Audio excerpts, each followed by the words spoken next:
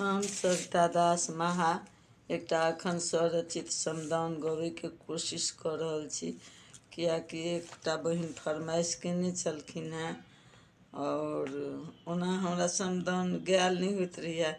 हमरा बहुत मतलब विचित्र स्थिति भऽ जाइए मोनके, लेकिन तैयो कोशिश कऽ रहल छी, तऽ देखियौ केहन हैत।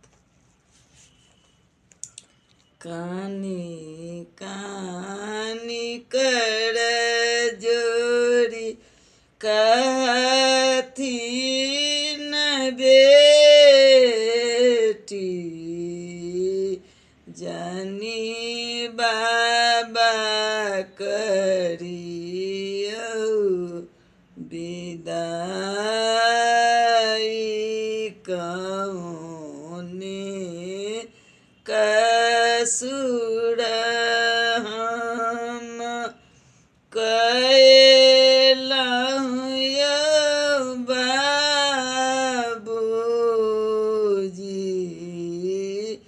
किया हमरा करै छी विदाई, दूधबा पियाय। माए जे पोसलक,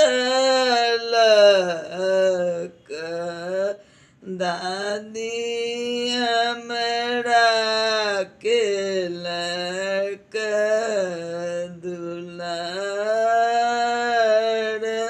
संग के सहेली छूटतैगे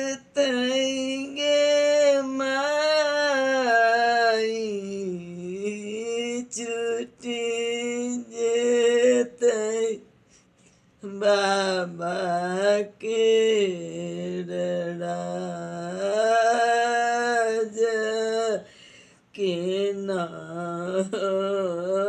मरबै।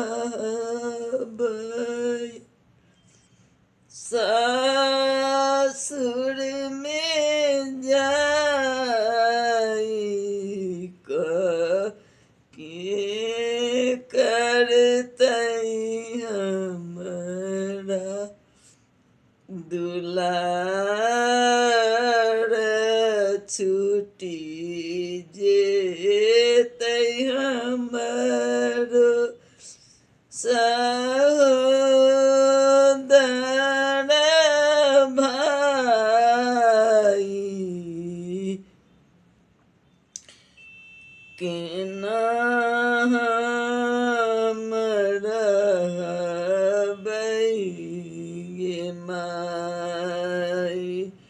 बाली उमेरिया के बाबूजी नहीं बुझलनी, कए देलनी हमरो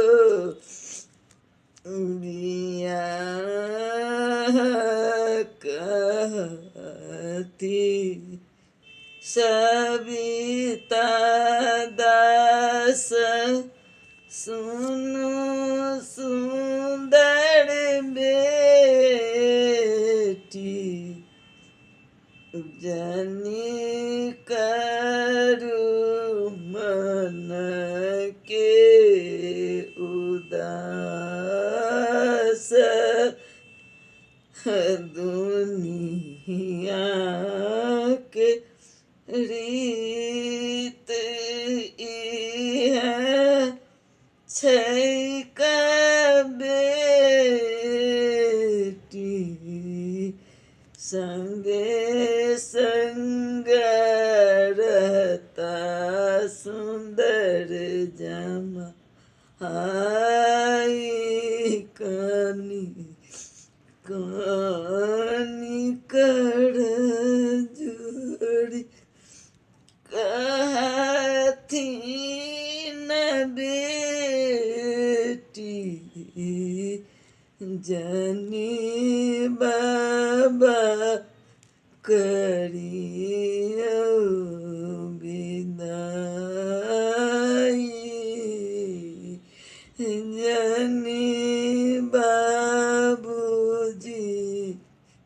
करियो